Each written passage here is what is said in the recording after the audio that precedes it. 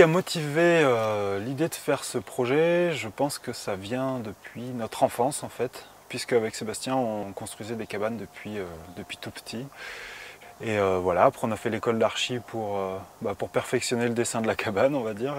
C'est aussi un projet de vie et l'envie de vivre dans la nature et de proposer de l'architecture. Donc le biais du tourisme, ça s'y prêtait assez bien.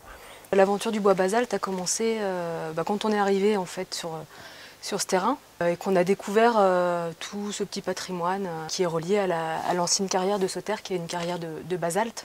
Et donc on a tout de suite vu un énorme potentiel dans ce site. Oui, on a tout de suite eu envie de redonner vie à ces ruines.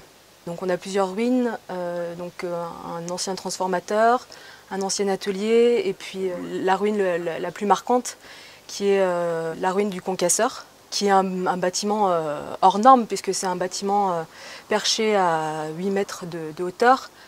Et un bâtiment pont, comme seule l'industrie peut le faire. Et voilà, et donc du coup on est arrivé sur site et on s'est dit, waouh, un bâtiment pont. Ça nous aurait suffi de faire 2-3 cabanes à la base. C'est vraiment la rencontre avec ce lieu qui a une histoire, qui nous a vraiment guidés sur le fait qu'on devait reconstruire un bâtiment d'accueil, qu'on devait reconstruire d'autres bâtiments. On est sur l'ancien lieu d'exploitation d'une carrière, qui est la carrière de Sauter. C'était une carrière de basalte. Et le bâtiment d'accueil, par exemple, est sur les anciens vestiges de cette carrière et reprend la morphologie de l'ancien concasseur qui a fini son exploitation en 1935. Les vestiges, on les connaissait quand on était enfant, on connaissait le grand mur du concasseur, mais on ne savait pas qu'il y avait plus de vestiges que ça, on ne savait pas que la topographie était aussi marquée par le passé. Et en fait, il y a plein de terrasses qui se succèdent les unes derrière les autres parce qu'il y avait tout un système de ferroviaire qui était greffé sur ce site. Ça nous a guidés surtout dans le projet pour l'implantation des différentes constructions.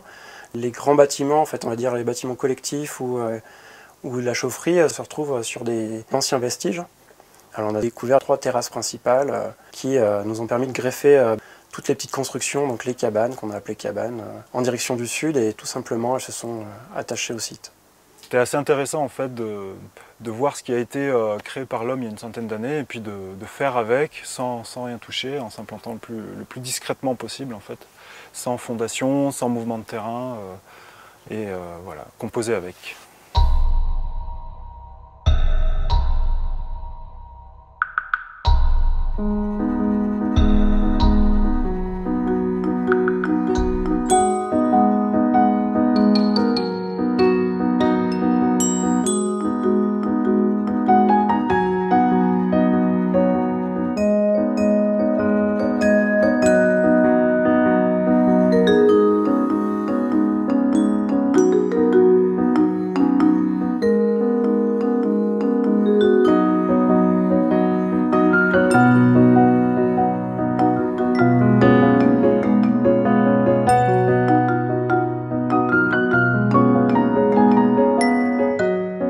Évidemment qu'on avait en tête de louer les cabanes parce qu'il fallait une finalité financière. Du coup, oui, ça s'est vite imposé comme un site d'hébergement touristique. Et en plus, c'est aussi une manière de sensibiliser les gens à l'architecture contemporaine et à la construction en bois et aussi au paysage avec des constructions qui s'ouvrent largement sur les vues, avec des matériaux qui essayent de s'intégrer au site. Ce fut assez fastidieux parce qu'on a quand même mis plus d'1 an à créer ce projet, on va dire, sur le papier, parce qu'il y a eu toutes les démarches administratives qui allaient avec, chose qu'on appréhendait, enfin c'est le côté maîtrise d'ouvrage qu'on ne connaissait pas avant en fait, et on va dire c'était un peu comme l'envergure d'un projet public parce que c'était pas une simple maison individuelle. Alors ça c'était une des grandes volontés aussi, c'était de mettre la main à la pâte et de devenir vraiment des acteurs du chantier. Donc on a commencé par un énorme défrichage du terrain, puisque le terrain était à l'abandon depuis une centaine d'années, donc on va dire en mauvais état. Et ensuite autoconstruction de toutes les cabanes à 100% avec l'aide ponctuelle d'amis charpentiers. On est dans une démarche écologique, toutes les constructions sont en bois, c'est 100% bois avec un peu de métal pour la partie fondation, pour décoller en fait toute la partie bois du sol. Donc on a utilisé des techniques, une technique japonaise, une vieille technique japonaise qui consiste à brûler le bois pour le protéger en surface. On brûle le bois, on le carbonise pour que les insectes ou les moisissures ne se développent pas. On a fait des façades, pour les grandes cabanes de 4 personnes, on a fait des façades en gabion de copeaux de bois. C'est assez particulier, on n'a pas trouvé cet exemple ailleurs. Et voilà, c'était l'idée de faire un test un peu expérimental.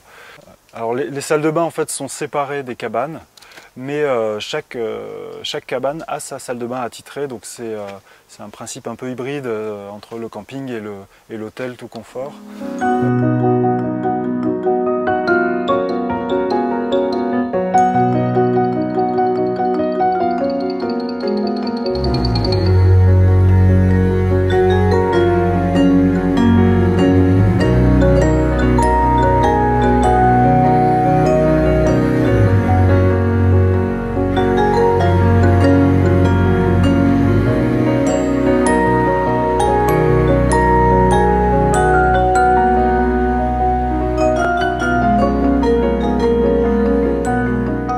Être à la fois maître d'œuvre et maître d'ouvrage, c'est génial, parce que je pense qu'il y a peu d'architectes qui peuvent le faire et peu de maîtres d'ouvrage qui peuvent être leur propre architecte, donc ça c'est assez génial de dessiner, de construire, puisque c'est vraiment complémentaire, on apprend à dessiner en faisant et on apprend à faire en dessinant, et ça c'est vrai. Et c'est vraiment ce qui nous satisfait dans l'aventure du bois basalte, c'est de ne pas avoir laissé le bébé à la fin du chantier et de pouvoir le faire vivre et le faire évoluer. On a appris plein de choses en fait. Le travail d'entrepreneur, de constructeur, le travail de gérant, parce qu'on est aussi usager du site maintenant. Donc on est gérant d'une entreprise à part entière. Donc c'est plein de nouveaux métiers qui font que c'était une superbe aventure, quoi, qui continue. Voilà.